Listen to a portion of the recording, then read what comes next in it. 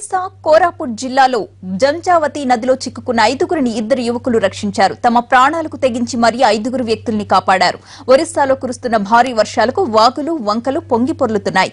నదుల్లో అకస్మాత్తుగా ప్రవాహ ఉధృతి పెరిగిపోతోంది. ఈ పరిస్థితుల్లో జంజావతి నదిలో చిక్కుకుపోయిన 5గురిని 2 యువకులు సాహసం చేసి కాపాడారు.